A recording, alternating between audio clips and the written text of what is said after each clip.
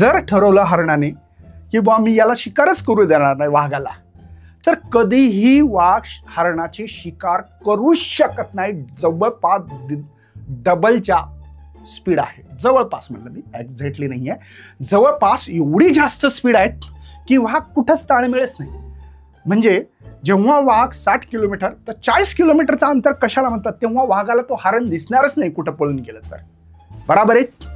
पण तरी पण वाघ हरणाची शिकार करतो. का बरं करत असेल? हरणाला माहिती आहे की वाघाने आपल्याला पाहिलं, वाघ आपली शिकार केल्याशिवाय राहू शकत नाही. म्हणजे हा कमजोर आहे आणि हा स्वतःला आत्मविश्वास ठासून भरलेला जज्बा आहे त्याच्यामध्ये.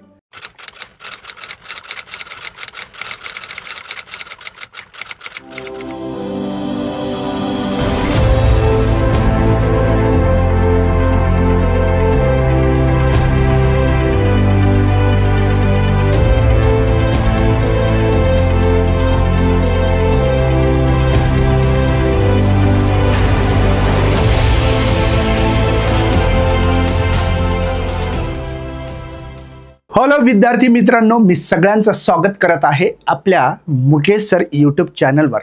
या चॅनलवर तुम्हाला नेहमीच आपण चांगल्या प्रकारचे कॉन्टेंट देण्याचं काम मराठीतून केलं गेलं आहे, जेणेकरून की ग्रामीण भागातला विद्यार्थी असो किंवा नॉर्मल किती असला विद्यार्थी, तर सगळ्यांना फिजिक्स समजावा हा याचा उद्देश आहे. विद्यार्थी मित्रांनो, मी तुम्हाला एक गोष्ट सांगितली होती, तीच गोष्ट आज सांगून तिच्यासमोर आणखीन काय एक गोष्ट आहे ते तुम्हाला थोडक्यात मी सांगतो. मला माहिती आहे तुमचा वेळ महत्त्वाचा आहे, पण मोटिवेशनलसाठी, तुम्हाला सेल्फ कॉन्फिडन्स वाढवण्यासाठी काही गोष्टी सांगणं फार गरजेचं असतं. तर मी एक गोष्ट सांगितली होती, तुम्ही ऐकली नाही ऐकली मला माहिती नाही. एक हरण आणि एक वाघाची गोष्ट आहे. बघा, तुम्हाला माहिती असेल तर जे हरण असते, या हरणाची स्पीड एका तासाला 98 किलोमीटर प्रति तास आहे. एका तासाला तो किती जाऊ शकतो? 98 किलोमीटर जाऊ शकतो. तुम्ही विचार करण्यासारखी गोष्ट आहे. 98 किलोमीटर म्हणतो मी. किती? बघा, हरणाची जी स्पीड आहे ती आहे 98 किलोमीटर प्रति घंटा. एका तासात तो 98 म्हणजे जवळपास 100 किलोमीटर झाली एका तासामध्ये. एका तासामध्ये जवळपास हरणाची स्पीड आहे. कोणाची स्पीड आहे ही स्पीड आहे हरिण. ठीक आहे, हरिण. ठीक आहे, स्पीड आहे ही, हरणाची स्पीड आहे. ओके, तीच वाघाची स्पीड पाहिली तर 58 किलोमीटर पर आवर आहे. जवळपास म्हणजे 60 किलोमीटर मी पकडू शकतो अंदाजा. ठीक आहे, हे वाघ साहेब आहेत, वाघ साहेब यांची स्पीड आहे. आता मला सांगा, खरंच हरणाची वाघ शिकार करू शकेल का? एकदम मनात प्रश्न विचारा बरं. जर ठरवलं हरणाने की बा मी याला शिकारच करू देणार नाही वाघाला, तर कधीही वाघ हरणाची शिकार करूच शकत नाही. जवळपास डबलच्या स्पीड आहे. जवळपास म्हणलं मी, एक्झॅक्टली नाही आहे, जवळपास एवढी जास्त स्पीड आहे की वाघ कुठंच ताळमेळच नाही. म्हणजे जेव्हा वाघ 60 किलोमीटर तर 40 किलोमीटरचं अंतर कशाला म्हणतात, तेव्हा वाघाला तो हरण दिसणारच नाही कुठं पळून गेलं तर. बराबर आहे. पण तरी पण वाघ हरणाची शिकार करतो. का बरं करत असेल? काय कारण असेल? असं काय जादू असेल? खरंच विचार करण्यासारखी गोष्ट आहे की नाही?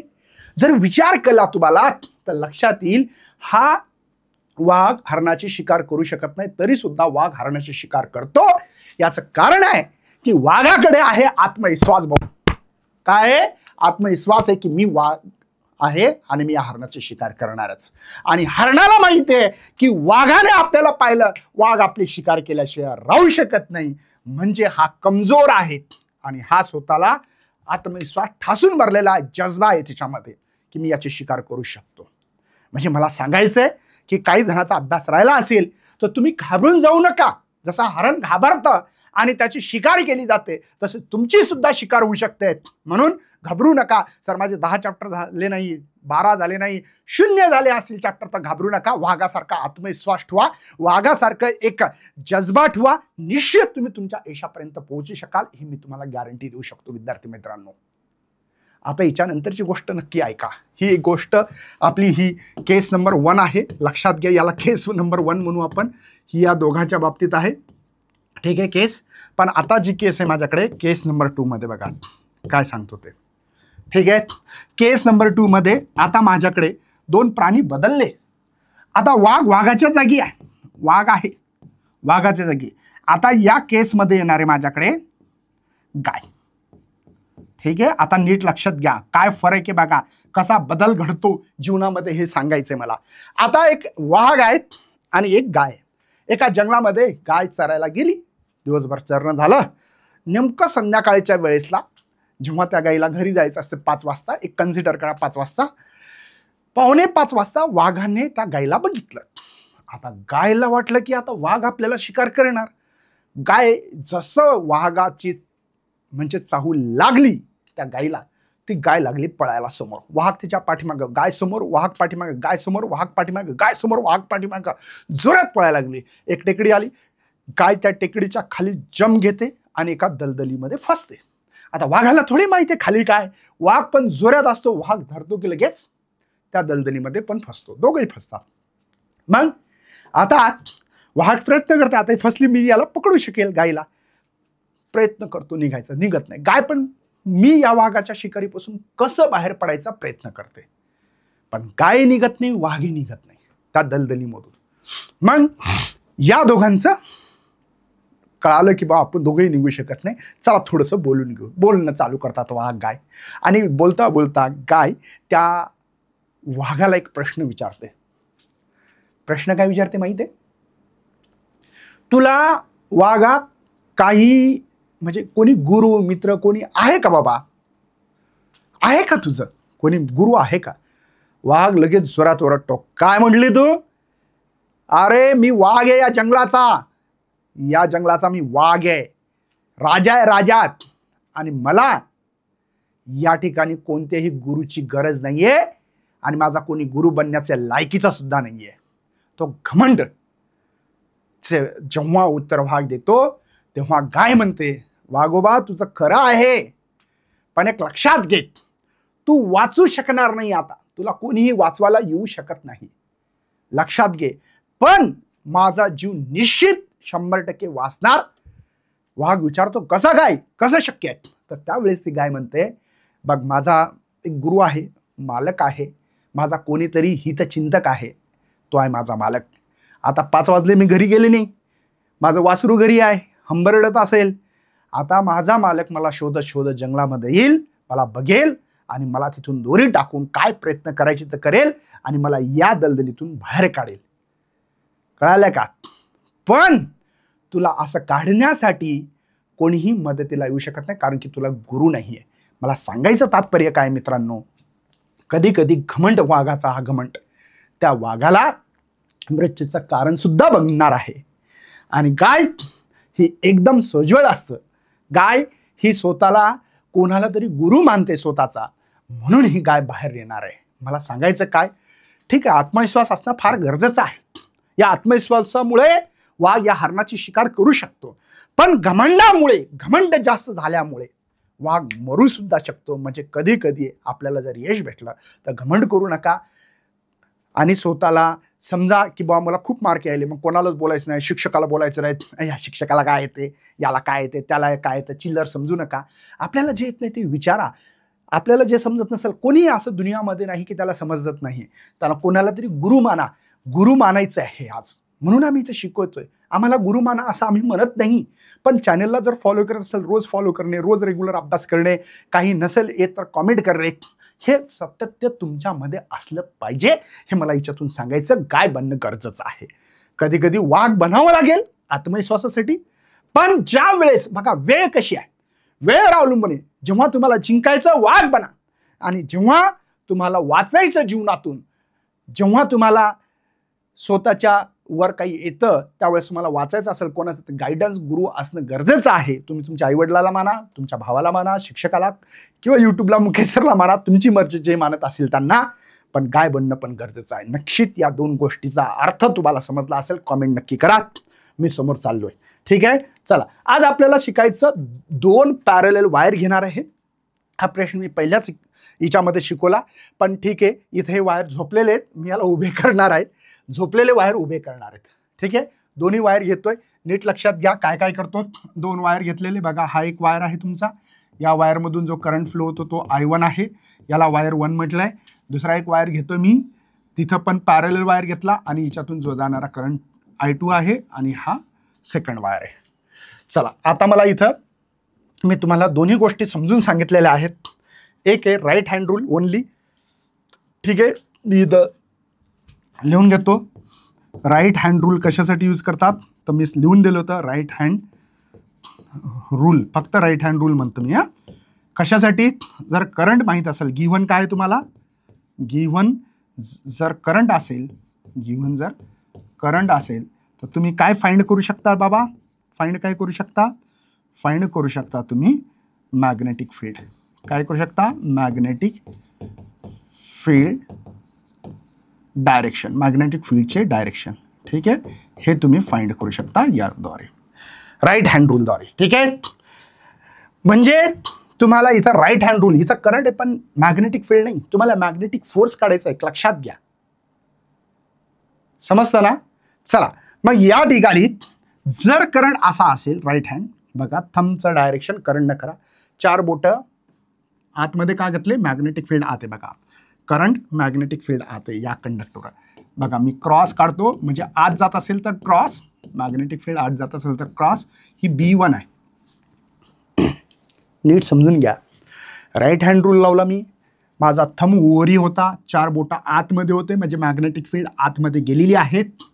मग सर इथं करंट I1 आहे. या I1 करंट फ्लो झाल्यामुळे सेकंड कंडक्टरवर मॅग्नेटिक फील्ड आहे, ती या करंट फ्लो झाल्यामुळे आहे. I1 करंट फ्लो झाल्यामुळे B1 मॅग्नेटिक फील्ड आहे.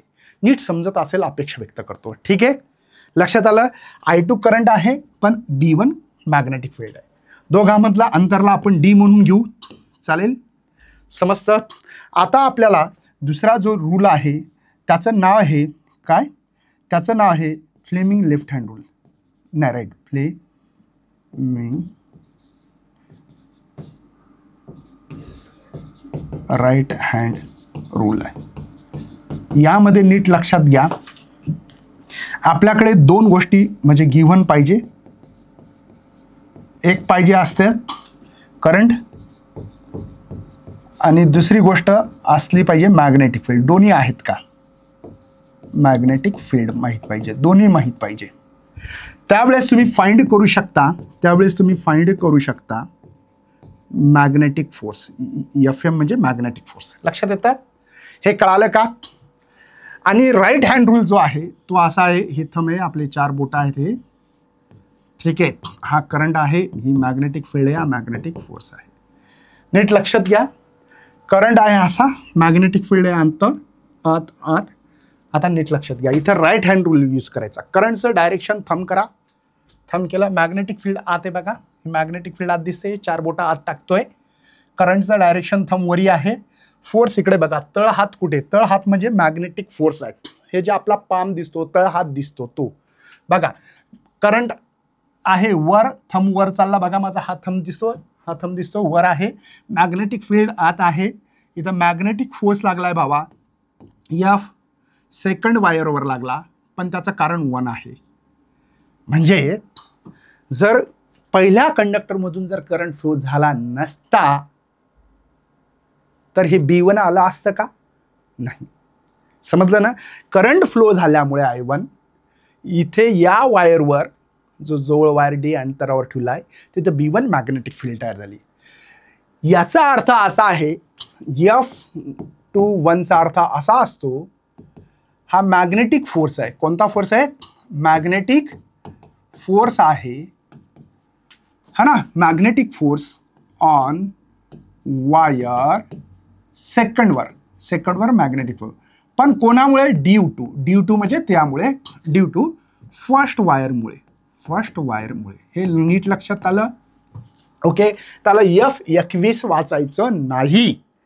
काय वाचाल? इथं कसा Fleming right hand rule use केला? 2 गोष्टी, करंट आणि मॅग्नेटिक फील्ड आहे. करंट आहे मॅग्नेटिक फील्ड असेल तर तुम्ही फाइंड मॅग्नेटिक फोर्स करू शकता. हा फ्लेमिंग राईट हँडचा रूल आहे. कळालं? मी मॅग्नेटिक फील्ड आत, करंट वरही, तर मॅग्नेटिक फोर्स माझ्याकडे दिसते. मॅग्नेटिक फोर्स तळ हात जिकडे आहे तिकडे. पण याला वाचायचं कसं? हा मॅग्नेटिक फोर्स या सेकंड वायरवर लागला, पण कारण B1 आहे म्हणजे 1 फर्स्ट वायर आहे, म्हणून magnetic force on wire second वायरवर मॅग्नेटिक फोर्स लागला ड्यू टू कोणामुळे? फर्स्ट वायरमुळे. कळालं? चला आता आपल्याला पहिल्या वायरवर मॅग्नेटिक फोर्स कसा लागतो हे बघायचं. पहिल्यांदा बघा, right hand, simple right hand, only right hand rule. बघा करंटचं डायरेक्शन, मॅग्नेटिक फील्ड आत गेली बघा आणि इथून वर येईल. समजा हा वायर आहे, इथं जर तुमचा थंब डायरेक्शन वरी करा, करंट वरी येतं. 4 बोटा असे कर करा बघा, अँटी क्लॉकवाईज म्हणतात, घडीच्या उलटे दिशेने येतात. इकडे जर पाहिलं तर इकडे दिसतात, तुमच्याकडे येताना बघा दिसतात हे 4 बोटं. तर या ठिकाणी डॉटने दाखवावं लागेल. डॉटने का दाखवलं? कळालं? वर मॅग्नेटिक फील्ड आली, म्हणजे या प्लेन पेपरच्या बाहेर मॅग्नेटिक फील्ड आली, इथं आत गेली, इथं बाहेर आली. ठीक आहे. चला 2 गोष्टी आहेत का Fleming right hand rule use करायला? गिव्हन करंट आहे, हो सर I1. मॅग्नेटिक फील्ड आहे, हो. कोणामुळे? तर ही B2 मुळे. लक्षात येतात? काही डाऊट नसावा अशी अपेक्षा व्यक्त करतोय. ठीक आहे. आता इथे बघायचं मला, मॅग्नेटिक फील्ड तुमच्याकडे 4 बोटं तुमच्याकडे दिसतात, डॉट म्हणजे तुमच्याकडे. करंटचं डायरेक्शन वरी बघा, वर आहे, वर दिसतं, वर हे. तर मॅग्नेटिक फोर्स जो आहे तो मॅग्नेटिक फोर्स तुम्हाला दिसतो पहिल्या वायरवर आहे बघा, पहिला वायर. पण B2 म्हणजे due to the second wire. ठीक आहे. लिहू शकता फोर्स फर्स्ट सेकंड है ना, इथं लिहू शकता तुम्ही magnetic force on wire first, on wire first. ठीक आहे. ड्यू टू इथे सेकंड वायर, कारण कोणी? Second wire. हे दोन्ही स्टेटमेंट तुम्हाला कळाले असतील अपेक्षा व्यक्त करतो. आता या ठिकाणी मी हा थंब रूल गिमरूल हे कट करणार आहे, हे तुमच्या नॉलेजसाठी दिलं होतं, तुम्ही नोट डाऊन करावं अशी अपेक्षा व्यक्त करतो मी व्हिडिओ स्टॉप करून. ठीक आहे. चला आता ज्या वेळेस या पहिल्या वायरवर मी मॅग्नेटिक फील्ड B1 पाहिली, आता स्ट्रेट वायर पाहिला असेल ना, आठवतं ना, स्ट्रेट वायर आहे, तर P या ठिकाणी किती मॅग्नेटिक फील्ड आहे हे आपण काढलं असेल तर तुम्हाला आठवत नसेल तर सांगतो मी काय काढलं होतं. B1 मॅग्नेटिक फील्ड आहे म्यू नॉट I1 करंटमुळे 2 पाय R म्हणजे डिस्टन्स, इथं D आहे. हिच्यासाठी एखादा स्ट्रेट वायर होता माहिती आहे तुम्हाला, असा है ना, हे परपेंडिक्युलर आहे डिस्टन्स. आठवतं का काही? इथं DL घेतला होता, आठवतं का काही भाऊ? तर मॅग्नेटिक फील्ड काढली होती आपण म्यू नॉट I 2 पाय R is the distance. R काय? डिस्टन्स आहे. मग आरच्या जागी D घेतलं, हे कळालं का? म्हणजे ज्या वेळेस I1 करंट फ्लो झालता तेव्हा B1 मॅग्नेटिक फील्ड सेकंड कंडक्टरवर असेल, त्यावेळेस आपली magnetic field mu naught current I1 मुळे B1 मॅग्नेटिक फील्ड आहे 2 पाय D. आपल्याला मॅग्नेटिक फोर्स काढायचा आहे. मॅग्नेटिक फोर्स जो आहे second due to the first असं लिहू शकता. फॉर्म्युला आहे ILB. आता इथं लक्षात घ्या, आपल्याला काय करायचंय? मॅग्नेटिक फोर्स सेकंड वायरवर, सेकंड वायर कुठे? हा है ना, पहिल्या वायरमुळे किती फोर्स आहे मॅग्नेटिक फोर्स ते बघायचा. आता याचा अर्थ काय? हा फोर्स इकडे आहे आणि हा फोर्स इकडे, याचा अर्थ काय? एकमेकाला जवळ खेचतायत, असे येत आहेत. म्हणजे जसं की या हातात एक वस्तू एक हातात आहे, तुम्ही त्याला धरून ओढताय, अट्रॅक्शनवाला फोर्स आहे. कोणता फोर्स आहे? अट्रॅक्शन. बरं, इथे या फॉर्म्युल्यामध्ये करंट कोणता येईल? 2, कारण की I2 करंट आहे त्या कंडक्टरमध्ये जिच्यावर फोर्स लागला तो. लेंथ तर दोघांची सारखीच आहे. मॅग्नेटिक फील्ड B1 आहे बघा. पुन्हा या मॅग्नेटिक फोर्स सेकंड वायरवर आहे ड्यू टू द फर्स्ट वायरमुळे. मग इथं करंट कोणता? I2 बघा, I2 लिहिलं मी. लेंथ दोघांची सेम इथले L1 L2 येणार नाही. आणि B1 मॅग्नेटिक फील्ड आहे, हे कळालं.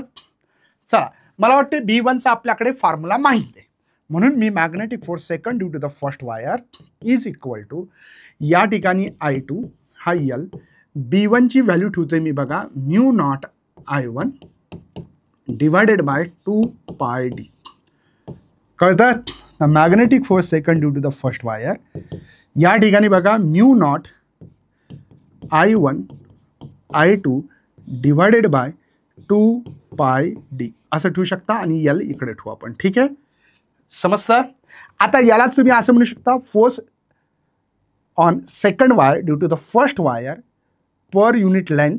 ही लेंथ इकडे घेऊ आपण, ठीक आहे. तर इथं भेटला आपल्याला mu naught I1 I2 divide by 2 pi D. याला काही लोक एफ डॅश पण म्हणू शकता, एफ डॅश सुद्धा म्हणू शकता. अशी अपेक्षा व्यक्त करतो. हा फॉर्म्युला तुम्हाला कळाला असेल तर समोर जायला काही हरकत नाही. मी हे तुमचं मिटवणार आहे. तुम्हाला हे याच्या आधी मी शिकवले, हे आठवण करून देण्यासाठी फॉर्म्युला सांगितला आहे, दुसरा काही उद्देश नाही. समजलं? सेम टू सेम सर इथे पण असंच करू शकाल. हो, मॅग्नेटिक फोर्स फर्स्ट वायरवर due to the second wire. बघा पुन्हा इथे मला वाटतं B2ची व्हॅल्यू आधी ठेवून देऊ, म्हणजे पटकन लक्षात येईल आपल्याला. B2 बघा, B2 मॅग्नेटिक फील्ड हिच्यावरली बघा म्यू नॉट. त्याचं कारण कोण आहे? I2 करंट फ्लो झाल्यामुळे आपण इथं हात आत घेतला, इथं बाहेर काढला, आठवतं ना, आणि divide by 2 pi D. 2 pi D म्हणजे 2 वायरच्या मधलं अंतर आहे. ठीक आहे. हे कुठून फॉर्म्युला आला? जर एखादा इन्फिनाइट वायर असेल तर एखाद्या पॉईंटला मॅग्नेटिक फील्ड किती असते हे काढण्याचा फॉर्म्युला आहे. आता F2 फोर्स बघा, देअरफॉर F12 म्हणजे फर्स्ट वायरवर फोर्स लागलेला आहे ILB. या वायरवर करंट कोणता आहे बघा? I1 आहे. मॅग्नेटिक फील्ड B2 आहे. L तर L राहणार आहे. B2चं मला माहिती आहे, टाकून देऊ आपण. 12 इक्वल टू बघा इथं I1 हा L आहे. B2ची व्हॅल्यू माझ्याकडे mu naught I2 divided by 2 pi D. 2 pi D समजतात? चला मग F12 equal to mu not इथे I1 I2 divided by 2 pi D आणि हा L जर डिवाइड आलं तर माहिती असेल F12 म्हणजे force on wire first due to the second per unit line. याचा formula mu naught I1 I2 divided by 2 pi D. समजतं?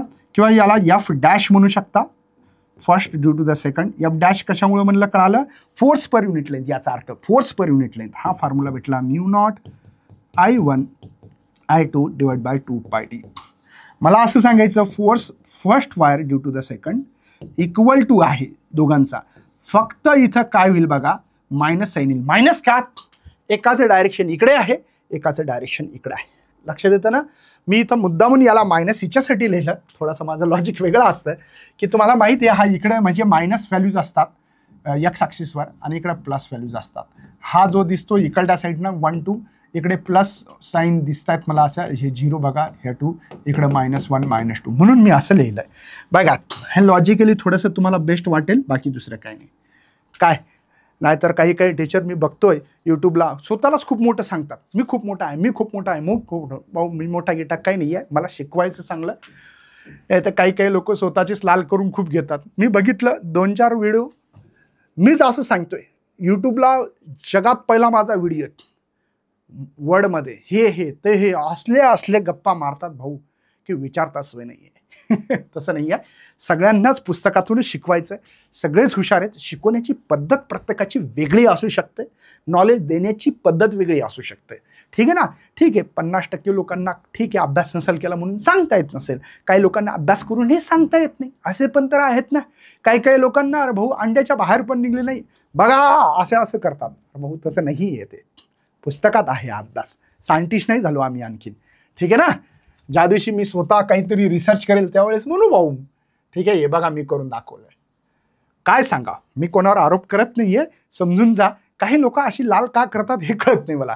ठीक आहे, हा प्रश्नाचं उत्तर एवढंच, इथपर्यंतच तुम्हाला लिहायचं आहे. ठीक आहे, चला समोर जाऊ आपण. नेक्स्ट बघायचं आपल्याला आता हा बॉयंट सर्वंट लॉ यूज करायचा.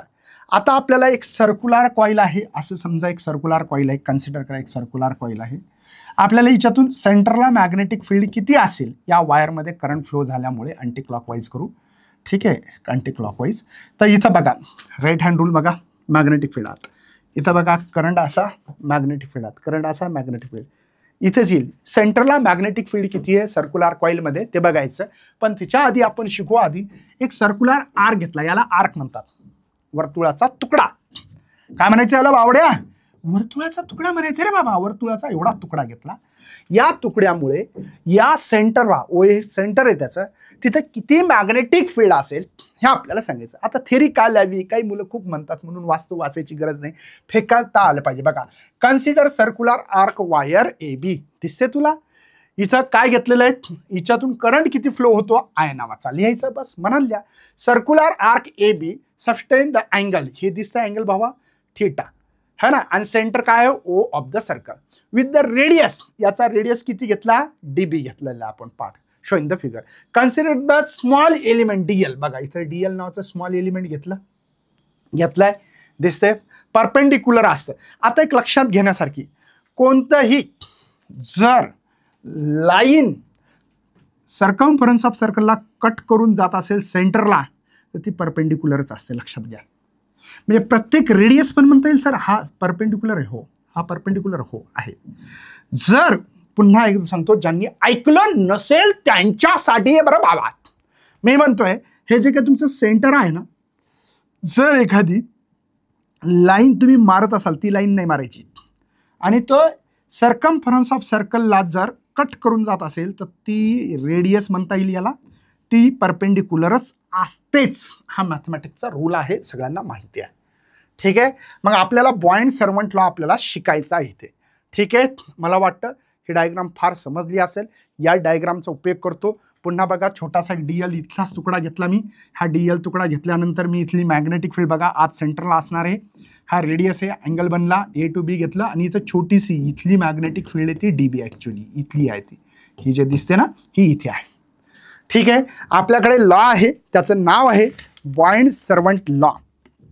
काय बघायचं, बॉइंड सर्वंट लॉ. चला मग घेऊ मी. बघा, बॉइंड सर्वंट लॉ छोट्याशा तुकड्यामुळे, म्हणजे इतका छोटासा तुकडा आहे, याच्यात जो करंट असेल आहे त्याच्यामुळे सेंटरला जी मॅग्नेटिक फील्ड आहे ती डीबी आहे. ठीक आहे, डीबी आहे, is equal to mu not by 4 ठीक आहे.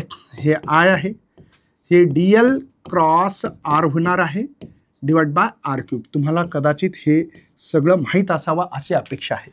हे बॉइंड सर्वंटला हे व्हेक्टरमध्ये मी दाखवलेली व्हॅल्यूज आहे. ठीक आहे. चला मला 1 बाय 1 समोर जायचं आहे. मला वाटतं यालाच असं लिहिलं तरी चालेल, डी बी. लक्षात घ्या आता मी mu naught 4 I D L है ना, आर साइन थिटा. हा क्रॉस असल्यामुळे साइन घेतात, सगळ्यांना माहिती आहे, डिवाइड बाय आर क्यूब. पण इथला जो काही अँगल आहे आपला, इथला जो काही अँगल आहे तो अँगल किती आहे नीट लक्षात घ्या, नीट लक्षात घ्या. हे जे आहे इथनं, म्हणजे मी आत्ता समजून सांगितलं, एक सर्कल आहे आपल्याकडे, मस्त रफचिक सर्कल काढा. ठीक आहे. हा सेंटर आहे, हा हे सेंटर आहे, एक लाईन कट होऊन येते, म्हणजे अशी अशी लाईन येते, हे परपेंडिक्युलर आहे, आणि हा डी एल आहे, हा छोटासा डी एल आहे. या डी एल आणि आर मधला जो काही अँगल आहे तो 90 आहे. हा डी एल आहे ना, बघा हा डी एल आहे, हा डी एल आहे, आणि हे 90 अँगल आहे.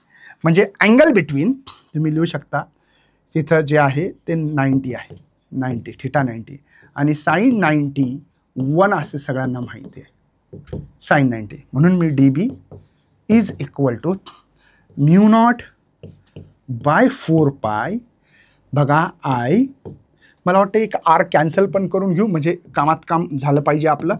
एक आर, इथला एक आर गेला म्हणजे स्क्वेअर राहिला, मग आय राहिला, इथे डी एल राहिलं, आणि डिवाइड बाय आर स्क्वेअर राहिला. कळालं का? हे साइन 91 कसं घेतलं, हा रेडियस आहे, हा रेडियस आहे, आणि हा डी एल आहे, यांच्यामधला जो अँगल आहे, हा जो अँगल आहे हा 90 आहे.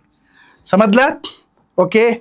मला वाटतं आता हे छोटे छोटे डी एल्स आहेत, हिच्यापासून आपल्याला ए बी आर, बघा हा डी एल, हा डी एल, हा डी एल, हा डी एल, हा डी एल, छोटे छोटे तुकडे जर एकत्र केले तर ए बी लेंथ भेटेल, ए पासून बी पर्यंत. मग मी यालाच इंटिग्रेशन करून टाकतो. ठीक आहे. ए पासून ते बी पर्यंत एलिमेंट मला घ्यायचं आहे. चला समोर जातोय, नीट लक्षात घ्या. मला वाटते याचं जे काही मॅग्नेटिक फील्ड सेंटरला काढायची आर्कमुळे, म्हणून मी बी लिहितो त्याला. चालेल. तर असं म्यू नॉट कॉन्स्टंट आहे, आय पण कॉन्स्टंट आहे सर, डिवायडेड बाय इथे मला 4 कॉन्स्टंट दिसतात, आणि इंटिग्रेशन ए टू बी, म्हणजे मी 0 पासून ते थिटापर्यंत अँगल घेणार आहे. म्हणजे इथं अँगल असेल ना 0, 30, 40, 50, 60, 70, 80, 90 हा अँगल वाढत जाणार का नाही. आणि राहिलं काय माझ्याकडे, इथं राहिलं फक्त DL डिवाइड बाय R². पण अँगलचा फॉर्म्युला शिकला का तुम्ही? मी इथं रफली लिहून देतो तुमच्याकडे, तर नीट लक्षात घ्या.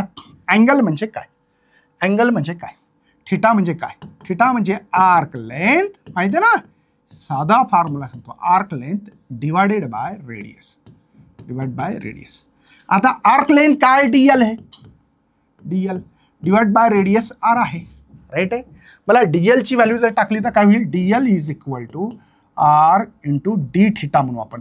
सर डी थिटा का बरं म्हणताय तुम्ही, डी थिटा काय बरं म्हणताय, कारण की आपला थिटा फिक्स नाही, आपल्याला माहिती नाही 30 आहे, 40 आहे, 50 आहे, 60 आहे, 70 आहे, फिक्स नाही म्हणून डी थिटा म्हणलं. चला व्हॅल्यू पुटअप करतोय, नीट लक्षात घ्या भाऊ. Mu naught I as it is 4 पाय इंटिग्रेशन 0 टू थिटा, DL ची व्हॅल्यू आहे R into D theta divided by R². मला वाटतं RR कॅन्सल करायला हरकत नाही, म्हणून इथं B is equal to mu not I.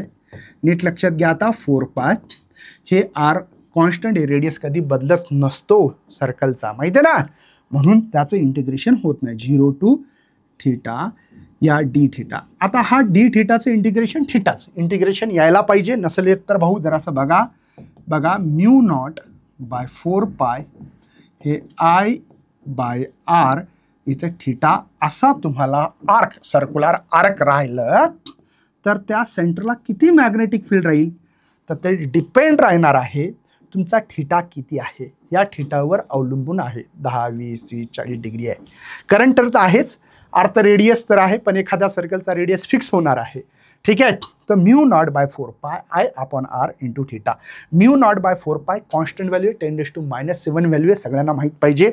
I current आहे, R is the radius of the circular arc आहे, आणि थिटा त्याचा अँगल आहे.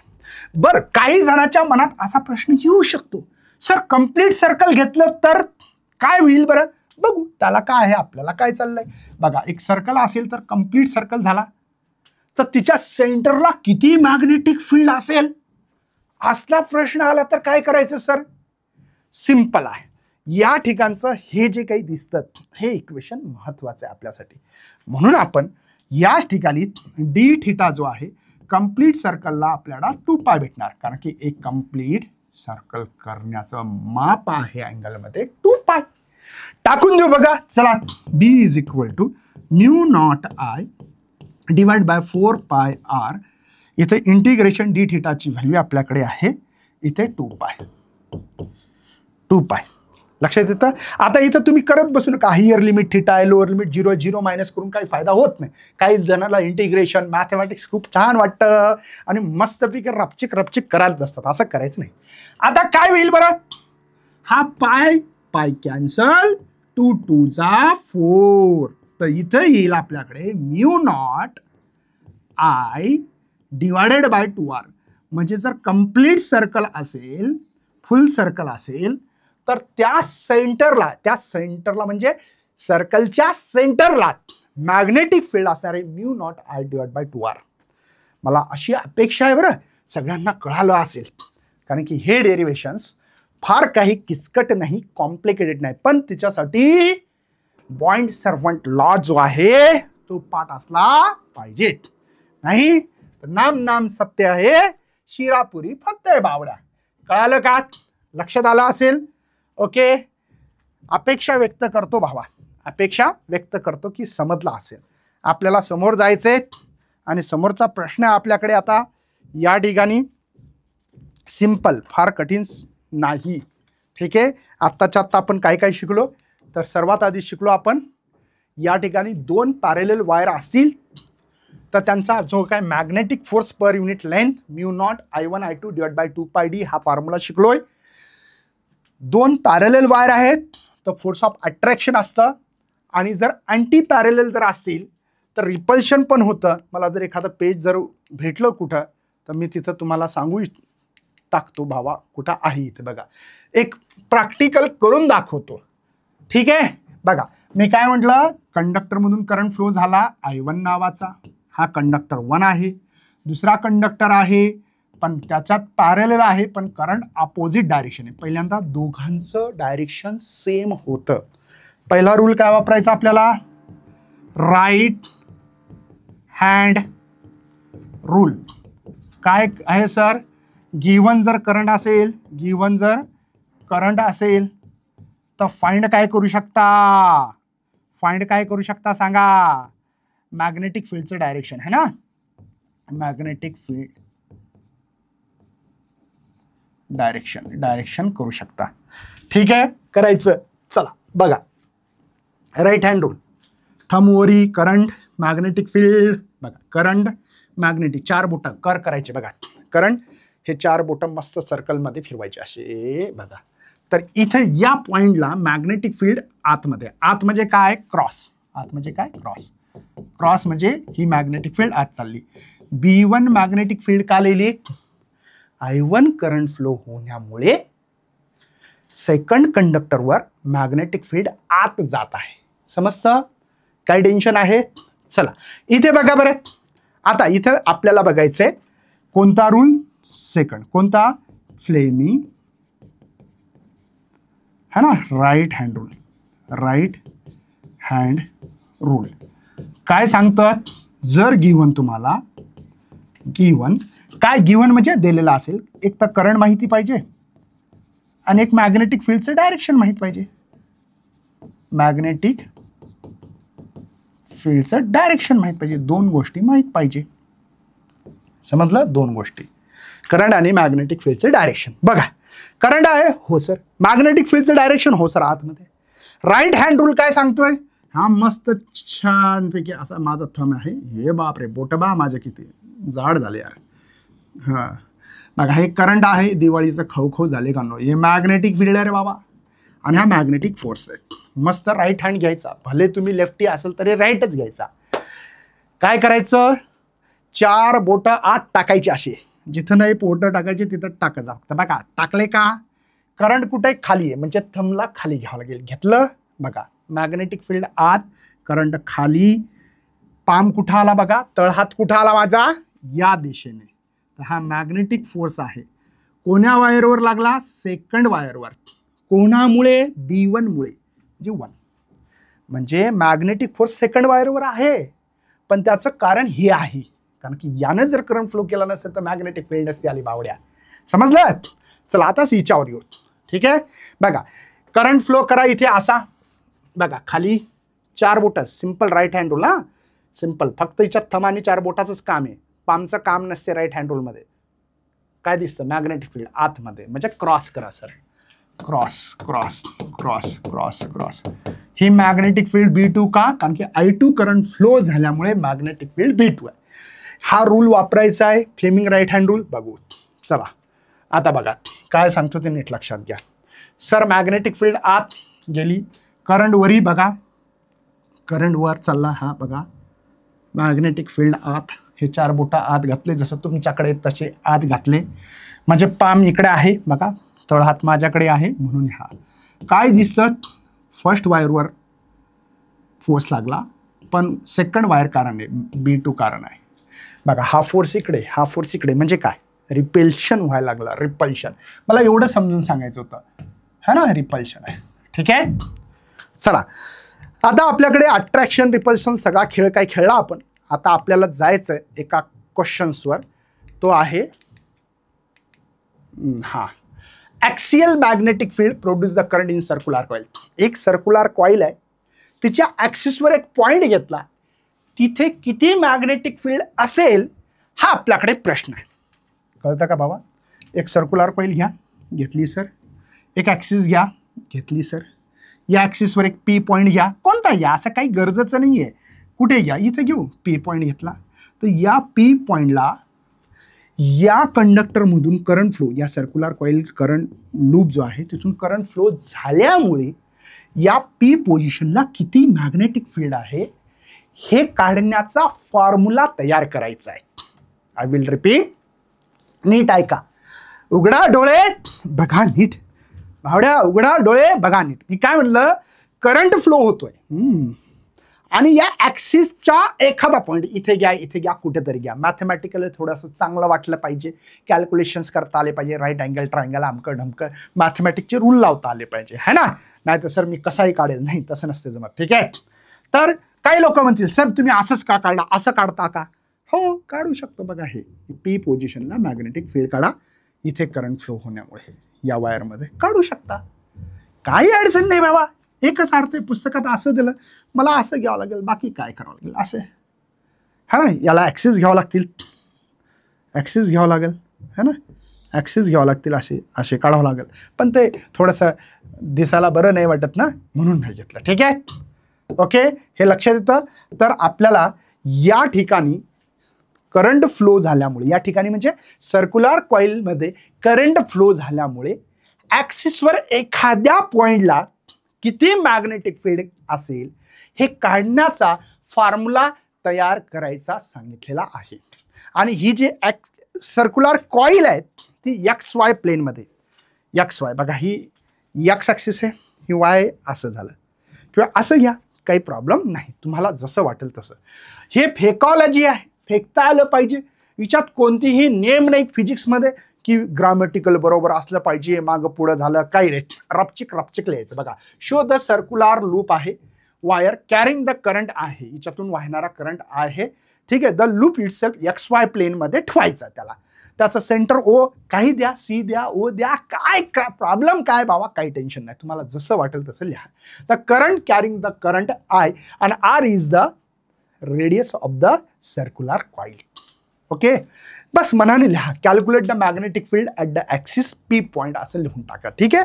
मी काय जास्त विचार बोलणार नाही. बाप्पा महाराजाचं कीर्तन संपलं असा मी जाहीर करतो आणि समोरच्या सेशनला स्टार्ट करतो. ठीक आहे. ही डायग्राम आहे, हे माझ्या हाताने मला सुंदर डायग्राम काढण्याची इच्छा आहे. बघू जमलंच तर बघण्याचा प्रयत्न तर करणं तर गरजेचं भावा. ठीक आहे.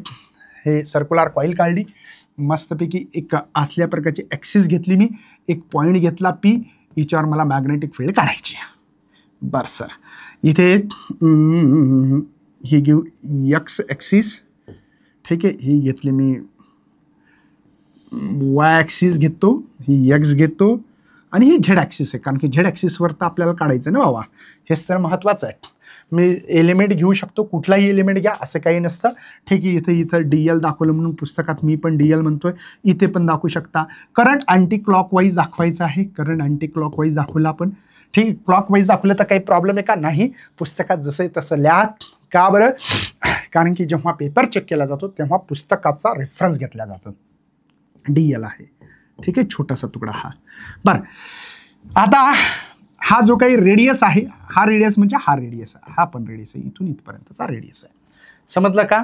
आता या ठिकाणी आर अंतरावर आपण हा डीएल एलिमेंट घेतला आणि त्याचा अभ्यास केला. थोडासा बरोबर वाटतं का बाबा? नसेल वाटलं तर सांगा. थोडंसं मलाच बरोबर नाही वाटलं तर मी कट करून घेत असतो. ठीक आहे. आता बघा, इथं आपण घेऊ. ठीक आहे. आणि इथं अँगल तयार झाला. एक लक्षात घ्या, एक्स वाय झेड हे म्युच्युअली परपेंडिक्युलर ॲक्सिस असतात. मी एकदा पुन्हा दाखवतो ज्यांना माहिती नसेल. हे बघा, ही एक्स ॲक्सिस आहे, हा वाय ॲक्सिस आहे आणि हा झेड ॲक्सिस, ब्ल्यू पेन म्हणजे परपेंडिक्युलर आहे. म्हणजे जरी इथं तुम्हाला अँगल यांच्या झेड आणि यांच्यामधला 90 दिसत नसेल तर तो 90च आहे, दिसत नाही. का बरं? 3D डायग्राम काढण्याची माझ्याकडे आत्तापर्यंत सुविधा आलेली नाही आहे हाताने. तुम्ही याचा वापर करा म्हणसाल तर काढू शकतो, असं काही नाही बावड्या. फक्त माझं सांगायचं कारण ते होतं, बाकी काही नाही. हे अंतर आहे, हे अंतर आहे आर. कळालं का? एक लक्षात घ्या, इथे मॅग्नेटिक फील्ड कशी लक्षात घ्या. करंट असा आहे, या पॉईंटला पीला अशी तिरकस येते, तिरकस. बघा, मॅग्नेटिक फील्ड अशी, ही जी काही, अरे बाबा, मॅग्नेटिक फील्ड तिरकस काढायची. कशी काढायची आहे? तिरकस. तिरकस म्हणजे अशी अशी अशी. ही डीबी मॅग्नेटिक फील्ड तुम्हाला भेटली. कळालं का? बघा, करंट असा, अशी मॅग्नेटिक फील्ड. बघा, हे करंट असा चालला, मॅग्नेटिक फील्ड खाटा. पण याला 2 कॉम्पोनंट असतात. कसे असतात? एकदा मी माझ्या भाषेत समजून सांगतो. बघा भाऊ, मी येणाऱ्या वर्ल्ड कपमध्ये सहभागी होणार आहे, कारण की मला 6 मारायचे बॉलचे. कसे मारायचे? 6 डायरेक्टली. तर हा बॉल 6 मारायचा म्हणजे 45 अँगलमध्ये मारावं लागेल. आता काही लोकांना काय वाटतं की दिसणारी जी काही व्हेलॉसिटी आहे, दिसणारी ही व्हेलॉसिटी दिसते लोकांना, ही बरोबर आहे की नाही. पण तुम्हाला माहिती आहे का, हा बॉल समोर एक्स ऍक्सिसने चालला. हा सर, एक्स ऍक्सिसने चालला बघा. आणि हा बॉल वर पण चालला, म्हणजे अलॉंग द वाय ऍक्सिस चालला. समजतं का? जेव्हा एखादा पर्टिक्युलर अँगल मध्ये बॉल जातोय म्हणजे ते एक्स ऍक्सिस कडे पण जातोय आणि वाय कडे पण जातोय. म्हणजे काय म्हणायचं, याचे दोन कॉम्पोनंट होतील. एक कॉम्पोनंट आहे तुमचा हा परपेंडिक्युलर आहे, व्ही परपेंडिक्युलर आहे, आणि एक कॉम्पोनंट आहे, सॉरी बी परपेंडिक्युलर म्हणावं लागेल. मी व्हेलॉसिटीचेच कॉम्पोनंट वापरलो इथे, उदाहरण समजून सांगितलं ना, हे कट करतो. उदाहरण समजलं असेल, हे उदाहरण होतं. ठीक आहे, म्हणजे याचा अर्थ हा जो अँगल इथे तयार होईल, ठीक आहे ना, ही डी बी परपेंडिक्युलर आहे आणि हा डी बी पॅरलल आहे. कोणाला? झेड ॲक्सिसला. कोणाला? झेड ॲक्सिसला. तुम्हाला माहिती असेल, जर ही बाजू जर समोर गेली असती तर तुम्ही याला असं लिहू शकला असता, डी बी कॉस थिटा. काय लिहिलं असं? D B cos theta. बरोबर आहे ना? अरे बाबा सॉरी, साईन यायला ना, अपोजिट साईन आहे. सॉरी सॉरी सॉरी, काय व्हायला भाऊ. हां ठीक आहे, डी बी साईन थिटा. लक्षात येतं? D B sine theta. Okay. आणि हा जो कॉम्पोनंट आहे तो आहे D B cos theta. D B cos theta. Perpendicular म्हणजे समोरील बाजू आहे डी बी साईन थिटा, हे ॲडजस्टंट साईड म्हणून डी बी कॉस थिटा. मला काय काढायचं बरं? Magnetic field. कुठे काढायची? ॲक्सिसवर. कोणता ॲक्सिस आहे? झेड आहे. झेड ॲक्सिस आहे तर पॅरलल कमी पडेल का परपेंडिक्युलर कमी पडेल? तर पॅरलल. हे वाला कंपोनंट. हा कंपोनंट घ्यायचा का? नाही. हा इकडे पण तसंच होईल आणि कॅन्सल पण होईल असं म्हटलं तरी चालेल. पण ठीक आहे, मला काही घेणं नाही, मला यांचे डी बी पॅरलल हे. भाऊ एक लक्षात घ्या, ज्याला डायग्राम समजली ना, विषय संपला. डायग्राम पुस्तकात पाहून काढणे नॉलेज नाही आहे, लॉजिकली डायग्राम आहे. फिजिक्सला त्यालाच महत्व आहे. ज्याला लॉजिक समजलं, बघा मी याच्यात कोणत्याही प्रकारचं काही गोष्ट न पाहता मी डायग्राम कशी काढली असेल, मी लॉजिकली. कदाचित पुस्तकातले काही नसल, पण भाऊ इथं असेल. का बरं? हे लॉजिक आहे. लॉजिक कळालं पाहिजे. चला, आपल्याला मला वाटतं की बॉइंड सर्वंट लॉ इस्तेमाल करायचा, यूज करायचा. तो बॉइंड सर्वंट लॉ यूज करू आता फटाफट आणि याचा कार्यक्रम वाजून टाकू. वाजवायचा. चला सुरुवात करतोय. बघा, मॅग्नेटिक फील्ड आपल्याला जो काही formula using the Biot Savart law असं लिहायचंय. मला फॉर्म्युला आठवतंय भाऊ, म्यू नॉट. तुम्हाला आठवत असेल तर कॉमेंट करा नक्की. आय, ठीक आहे, D L vector cross R vector divided by, याला वाटलंच तर मॉड करून घेतो इथे, ठीक आहे, आर स्क्वेअर क्यूब. सॉरी, ठीक आहे. आपल्याला एक गोष्ट माहिती होती, डी एल आणि आर 90 अँगल असतो, हे सगळं माहिती आहे. तर तुम्हाला माहिती असेल तर मी याला असं लिहू शकतो, म्यू नॉट बाय 4 पाय. इथं मी I D L R sine theta माहिती आहे ना सगळं, डिवायडेड बाय आर क्यूब. तर मला असं वाटतं की इथला आर कॅन्सल करून घ्यावा, स्क्वेअर राहिला इथे, आणि साईन 91 आहे असं टाकतो इथं, थिटा 90. ठीक आहे, हे लिहायची गरज नाही आहे, पण मी ठीक आहे समजून सांगण्याचा प्रयत्न करतोय. ठीक आहे. मॅग्नेटिक फील्ड जी होती डी बी, ती किती आहे माझ्याकडे? ती आहे mu naught by 4 pi I D L divided by R square. पण आर स्क्वेअर म्हणजे काय? इथं पायथागोरस थेरम लागणार आहे. बघा, हे ॲक्च्युअली डायग्राम अशी आहे. हा झेड आहे, खरं पाहिलं तर असं असं. तर हे 90 आहे, हा अँगल आहे थिटा, हा आहे आर आणि हा आहे स्मॉल आर. बरोबर आहे. खरा अँगल असा, पण इथं दिसत नाही, 3D डायग्राम असल्यासारखी ती. म्हणून इथे मला जर हायपोटेनियस स्क्वेअर म्हणजे झेड, बघा 90 कोणासमोरील बाजू, इथे Z square plus R square. कधी कधी मला आरची जर गरज पडली तर ह्या रूटमध्ये ठेवायचं. लक्षात राहू द्या, Z square plus R square. मला वाटते आर स्क्वेअरची व्हॅल्यू ही इक्वेशन 1 म्हणा, पुट म्हणू इक्वेशन 1 मध्ये, पुट इक्वेशन 1. चला करा बरं. D B is equal to mu not by 4 pi, ठीक आहे, आय डी एल जशाल तसं राहू द्या सध्याचं, डिव्हायडेड बाय आर स्क्वेअरची व्हॅल्यू मी ब्रॅकेटमध्ये ठेवतो, Z square plus R square. काही टेन्शन आहे बाबा, कळालं का? ही मॅग्नेटिक फील्ड या छोट्याशा तुकड्यामुळे, हे छोटासा एवढाच तुकडा आहे सध्या, छोटा डी एल स्मॉल एलिमेंट आहे, त्या एलिमेंटमुळे या ॲक्सिसवर पी पोझिशनला मॅग्नेटिक फील्ड छोटीशी आहे, नन्हीसी मुन्नीसी, DB is equal to μ0/4π IDL divided by Z² plus R². मला वाटते खूप डिटेल होत आहे. कदाचित तुम्हाला जर खरंच कळत असेल तर मला सांगा इथं कोणता कंपोनंट घ्यायचा ठरला आपलं. DB पॅरलल काय आहे मग हे DB कॉस थिटा. काही डाऊट असेल तर विचारा भाऊ कॉमेंटमध्ये. समजलं का? हा कंपोनंट का बरं घ्यायचा? कारण की या कॉइलमध्ये करंट फ्लो झाल्यामुळे पी पोझिशनला जी मॅग्नेटिक फील्ड आहे ती मला फक्त आणि फक्त ॲक्सिसवरली घ्यायची, बाकीची नकोय. मला ॲक्सिसवर किती मॅग्नेटिक फील्ड आहे, ॲक्सिसवर एखाद्या पॉइंटला किती मॅग्नेटिक फील्ड आहे हे काढायचंय. म्हणून डीबीची व्हॅल्यू माहिती मला कॉस थिटा करावं लागेल. कॉस थिटा हा ट्रायंगल दिसतोय भावात. पी इथं ओ, काहीतरी नाव द्या तुमच्या आईच्यात जसं नाव देता येईल तसं. कसं देऊ मी, कसं देऊ. इथं ओ द्या सेंटर, पी तर तिथं घेतलंय, इथं यम घ्या. हा ट्रायंगल दिसतोय बघा POM. ठीक आहे. याच्यात जर तुम्ही पाहिलं किंवा हा अँगल बघा, ॲडजस्टंट साईड आर आहे बघा, हाच अँगल आहे ॲडजस्टंट. ही हायपोटेनियस, पण आरची व्हॅल्यू मला माहिती आहे म्हणून आर, स्मॉल आरची व्हॅल्यू मला माहिती, मी मुद्दामून लिहिली होती इथे बघा. काय आहे Z² प्लस R². आता ही व्हॅल्यू आपल्याला, ही व्हॅल्यू आणि कॉसची व्हॅल्यू या इक्वेशन 2 मध्ये पुटअप करायची आहे. चला, DB पॅरलल इथं DB काय दिलेलं बघा, हे दिलेलं आहे μ0/4π IDL डिवायडेड बाय ब्रॅकेटमध्ये Z² प्लस R² है ना. कॉस थिटाची व्हॅल्यू आहे आपल्याकडे R divided by Z² plus R². मला वाटतं आपल्याला जी मॅग्नेटिक फील्ड काढायची म्हणून याचं इंटिग्रेशन ठेवा, याचं पण इंटिग्रेशन ठेवा. ठीक आहे. यालाचं इंटिग्रेशन BZ घेतो, चालेल ना. का बरं? Magnetic field at a Z axis है ना. इथलं काय कॉन्स्टंट निघेल बघा, μ0 डिवायडेड बाय 4π I कॉन्स्टंट आहे, R पण कॉन्स्टंट आहे. हे थोडंसं कळत असेल तर नक्की बघा, नाही तर मी सांगतो बघा. याचा पॉवर 3/2 आहे आणि इंटिग्रेशनमध्ये फक्त DL वाचेल. कळत असेल तर बघा. हे कळतं का बाबा? याचा मी इथं थोडासा रफली लिहितोय. Z² प्लस R² यांचा पॉवर काहीच नाही म्हणजे 1 आहे, आणि हे Z² प्लस R² रूटमध्ये आहे तर यांचा पॉवर हाफ आहे. 1 अधिक हाफ दीड कसं लिहितात 3/2. दीड कसं लिहितात 3/2 असंच लिहावं लागेल. बरोबर आहे. ओके.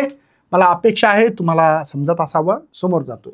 याचं इंटिग्रेशन DL जर केलं म्हणजे हे सर्कल घेतला, याचं DL, हा DL छोटे छोटे तुकडे केलेत. DL small element. कारण की मी उदाहरण दिलं नाही का, एखादा अधिकारी असतो आणि शाळेत येतो, 100 विद्यार्थ्यांचा वर्ग असतो. येतो, हा तू हे उत्तर सांग रे, तू न्यूटनचा लॉ सांग रे, तू केपलरचा लॉ सांग, याचा लॉ सांग.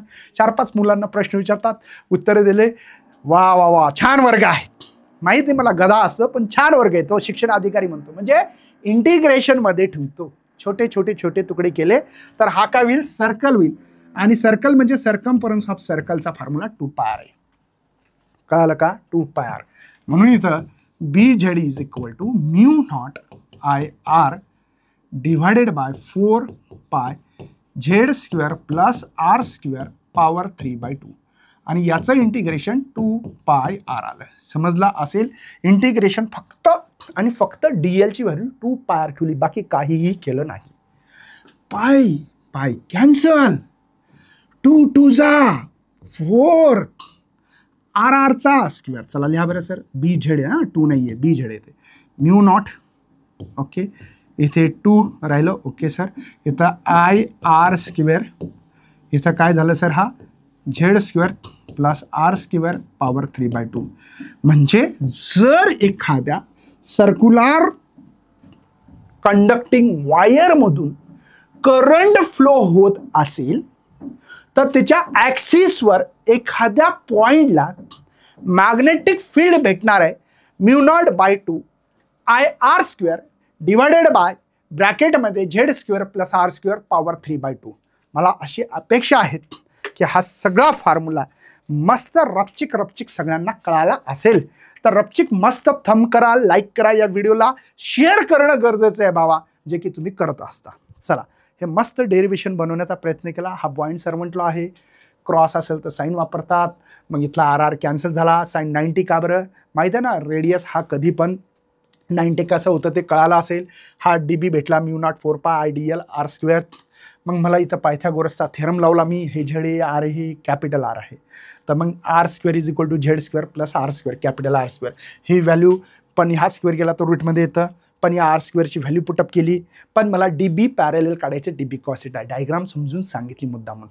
मग DB ची व्हॅल्यू आहे माझ्याकडे μ0/4π. cos θ माहिती आहे ना, ॲडजस्टंट डिवाइड बाय हायपोटेनियस. हा फॉर्म्युला वापरला. हायपोटेनियस R ची व्हॅल्यू आपल्याला माहिती आहे Z² + R². सिंपल आहे. ठीक आहे. नंतर व्हॅल्यू टाकली बघा, DB ची व्हॅल्यू टाकली. ही व्हॅल्यू आहे μ0/4π/IDL divided by Z² + R² power 3 फक्त Z + R² है ना. नंतर cos θ ची व्हॅल्यू टाकली. मग मी याला बाहेर काढलं. μ0/4π/IR है ना. हे दोघं मिळून हे आला. इंटिग्रेशन DL का बरं? DL एकत्र केलं तर 2πr भेटलं. पाय कॅन्सल, 2 जा, आणि हा फॉर्म्युला फायनली भेटलेला आहे. ठीक आहे. μ0/2 IR² डिवाइड बाय ब्रॅकेटमध्ये Z² + R² bracket close power 3/2. चला, आता आपल्याला बघायचंय magnetic lines of force current loop असेल तर. करंटचं लूप आहे. आपण पाहिलं सर्क्युलर लूप असेल तर काय फॉर्म्युला भेटतं? μ0I/2R. विसरला असेल तर देतो आठवण करून. आत्ताच मी सर्क्युलर आर्कचा फॉर्म्युला शिकवला होता तिच्यातून. आता हिच्यात काही नाही, थोडंसं लिहायचं. Consider the loop. लूप तर आहे म्हणून लूप असा शब्द वापरायचा. Carrying the current anti clockwise. घडीची उलटी दिशा. अँटी क्लॉकवाईज बघा, अँटी क्लॉकवाईज याला म्हणतात. Applying the right hand thumb rule है ना. Direction of magnetic field found करायची तुम्हाला. ठीक आहे. आता हिच्यासाठी जे काही फॉर्म्युलेज आहेत हे लक्षात घ्या. सर्वात आधी माझ्याकडे जर Z ॲक्सिस, जर ॲक्सिसवर जर इथं बघा, हे ॲक्सिस असेल ना, या ॲक्सिसमध्ये लाईन, हे मॅग्नेटिक फील्ड आहे. करंट आहे, मॅग्नेटिक फील्ड बघा. करंट, मॅग्नेटिक फील्ड बघा. लावा बरं right hand rule. Current, magnetic field, current, magnetic field. इथं बिन बघा, करंट असा आहे ना, असा बघा, असा मॅग्नेटिक फील्ड अशी असणार आहे. कळालं ना. तर इथे आपल्याला आता जर ॲक्सिसवर जर मॅग्नेटिक फील्ड चेक केली होती, ती भेटली होती सर μ0I/R². विसरला असेल फॉर्म्युला, मला माहिती आहे. भारी पोरे बाबा तुम्ही कोणाचं ऐकणार आहे का? Z² + R² power 3/2. ठीक आहे. पण आपल्याला सेंटरला बघायचं. सेंटर म्हणजे इथे. मग Z ॲक्सिसचं तिथून सुरुवात असेल. 0 1 2 3 4 माहिती आहे ना तुम्हाला. म्हणजे Z ॲक्सिस घ्यायची का? नाही, Z axis is very less than R असेल. म्हणजे Z0 म्हणजे खूप छोटी घेतली तर हाच फॉर्म्युला बघा. μ0I/R². नीट लक्षात घ्या. 2 हा Z नाईट व्हायचा, हा R² आहे पॉवर 3/2. म्हणजे पॉवर इथला 2 कॅन्सल, R³ होईल. BZ μ0I/R² divide by 2R³ आहे. क्यूब जाईल इथं, R² जाईल. तर इथे तुम्हाला सेंटरला Z आता काढलं मी. सेंटरला, सर्कलच्या सेंटरला असा शब्द वापरला मी. तो भेटणार आहे μ0I डिवाइड बाय 2R. का बरं? हे लक्षात तर आलं असेल ना. हा स्क्वेअर गेला, हा क्यूब गेला, फक्त R रस राहिला, म्हणून इथं असं लिहिलं. आणि हा ऑलरेडी आपण शिकलोय बरं. म्हणजे हे बिना कामाचं शिकवलं मी तुम्हाला. सध्या हे शिकवलं मी कधी? सर्क्युलर आर्क, आणि तिचं सर्कल घेतलं होतं. काही डाऊट आहे? काही डाऊट नसावा अशी अपेक्षा व्यक्त करतो. पण सर हे एकच टर्न दिसतो इथे, ते असे टर्न जास्त असू शकतात का? हो, 1 2 3 असे खूप जास्त टर्न असू शकतात. हां, इलेक्ट्रिक मोटर पाहिली का? ते पाणी फेकते, विहिरीमध्ये मोटर असते, माहिती आहे का? तुम्ही बघितली का? त्याच्यात बघा किती कॉईल्स असतात. मग जास्त कॉईल असेल तर हा फॉर्म्युला कसा ठेवणार बरं सर? काहीच नाही. μ0 नंबर्स ऑफ टर्न वाढले तर करंट वाढणार आहे, डिवाइड बाय 2R. बस हा फॉर्म्युला वाढेल. काही डाऊट? काय डाऊट आहे का बाबा? काय डाऊट आहे? डाऊट नसावा. आता समोर बघा, नीट लक्षात घ्या. आपण आता झेड घेतलं होतं, आता आपण काय करू? झेडवर घेऊ. म्हणजे इकडं कुठेतरी पॉईंट घेऊ, इथं P इथं घेऊ, दूर घेऊ, दूर. आणि तिथली मॅग्नेटिक फील्ड चेक करू सर्क्युलर कॉईलमधली. चला बघू आता आपल्याकडे तोच फॉर्म्युला. कोणता फॉर्म्युला? झेड ॲक्सिसवर मॅग्नेटिक फील्ड असते μ0 I r² / 2 इथे z² प्लस r² पॉवर 3/2. फक्त आता पहिल्यांदा झेडला आता ग्रेटर घेऊ आपण. थांबा, झेडला आपण ग्रेटर घेऊ. ठीक आहे, तर Z is very very greater than R. म्हणजे आता झेड घ्यायचा, आरला गायब करायचा. रेडियस खूप छोटी आहे म्हणजे ती कॉईल खूपच छोटा आहे असं म्हणायचं आहे. तर B Z is equal to, नीट लक्षात घ्या, μ0 IR² बरोबर आहे. हा 2 इथं झेडचा स्क्वेअर आहे पॉवर 3/2. आर कुठे गेलं कळालं का? आर कळालं नाही, आर कुठे गेलं तर. चला मग आपल्याकडे काय आहे बरं, हा 2 गेट बी कॅन्सल. तर B Z is equal to μ0 IR² / 2 आणि हा झेडचा क्यूब. हा फॉर्म्युला भेटला. मी डोकं लावलं यार, या कॉईलचा एरिया घेता येईल का? पाय जर घेतलं दोन्ही साईडला, पायने जर मल्टिप्लाय, हे मी मल्टिप्लाय डिवाइड करतोय स्वतः, फॉर्म्युल्यात नाही. हे मला एरिया टाकायचं होतं म्हणून केलं. गैरसमज काढून टाका. पाय r² झालं सर. आता हे / 2 पाय z² क्यूब आहे. सॉरी, ठीक आहे, एखादा वेळेस शब्द मागं पुढे झाला असेल तर समक्ष मी माफी मागतोय सगळ्यांना. ठीक आहे, चला बी इज इक्वल टू, आता नीट लक्षात घ्या सर, याला एरिया म्हणता येईल? हो, कारण की एरियाचा, सर्कलचा एरियाचा फॉर्म्युला आहे पाय r². चला बघ, μ0 ओके सर. इथे I A / 2 पाय z³ ही तुम्हाला मॅग्नेटिक फील्ड भेटलेली आहे. चालेल? चालेल का रे बाबा? ठीक आहे. काही लोक याला यम पण म्हणतात, magnetic moment current multiply area. हे मॅग्नेटिक मोमेंटचा फॉर्म्युला याच्या आधीच्या सेशनमध्ये मी शिकवलेला आहे. तर बी याला μ0 / 2 पाय, ठीक आहे, यम / z³ असं लिहा. ऑरमध्ये पण लिहू शकता, हे बिन बरोबर आहे. जर कोणाला ऑरमध्ये पाहिजे असेल तर यालाच फॉर्म्युला असं μ0 / 4 पाय करतो. चालेल, कारण की याची व्हॅल्यू 10⁻⁷ असतं म्हणून लिहायचं असतं. 2m व्हेक्टर फॉर्ममध्ये जर लिहिलं तर लिहू शकता / z³. हे 2 कुठून आलं तर लक्षात आलं असेल, 2 2 जा है ना, हेच येईल. पण μ0 / 4 पायची व्हॅल्यू आपल्याला ॲक्च्युली याची व्हॅल्यू होती अशी, तर ते 10⁻⁷ भेटेल बघा. हा जर इकडं आला तर 10⁻⁷ त्याच्यासाठी केलेलं आहे. बरं, जसं हे मॅग्नेटिक फील्डमध्ये होतं तसंच हे इलेक्ट्रिक फील्डमध्ये सिमिलर वे फॉर्म्युला आहे. ॲनालॉगी सेम फॉर्म्युला दाखवू शकतो मी. सेम कसा मी तुम्हाला सांगितलं बघा. B magnetic field, E electric field आहे. इथं μ0 / 4 पाय कॉन्स्टंट असेल तर इकडं असतं 1/4 पाय ε0. इलेक्ट्रोस्टॅटिक चॅप्टर आठवा एकदा, मी लिहिलं की नाही असं. यमच्या जागी पी येईल, यमच्या जागी काय येईल आपलं? पी येईल. बाकी सगळं काही सेम आहे बघा. तर ई इलेक्ट्रिक फील्डचा फॉर्म्युला बघू याच्यातून, 1/4 पाय ε0, ठीक आहे. हा 2p आहे / z³ आहे. हा तुमचा फॉर्म्युला असावा अशी अपेक्षा व्यक्त करतो आणि लांबलेलं चॅप्टर आवर्त घेतो. कारण की भाऊ मला माहिती आहे सर, सगळं होतं अभ्यासाचं म्हणलं की 1 तास बघणं किती बोर होतं सर. सर ठीक आहे, तर जास्त इथं काही बोलणार नाही, पण निश्चित हे डेरिवेशन 2दा-3दा करून बघायचे. प्रॅक्टिस माणसाला परफेक्ट बनवण्याचं काम करत असतंय. तर इथंच याला पूर्ण विराम देणार आहे. भेटू अशा पुन्हा सेशनमध्ये. लेक्चर आवडलं तर नक्की तुमच्या मित्रांपर्यंत, मैत्रिणींपर्यंत, बहीण, भाऊ, काका, नाना, नानी, चाचा, चाची, मार खाणारे, न खाणारे, पोरीचा मार खाणारे, पोरांचा मार खाणारे, स्टंपनं मार खाणारे, चपलानं मार खाणारे, जे काही सगळे असेल त्यांनी शेअर करावं. आणि इथेच मी हे थांबतो. Bye bye. जय हिंद, जय भारत, जय महाराष्ट्र. बाय.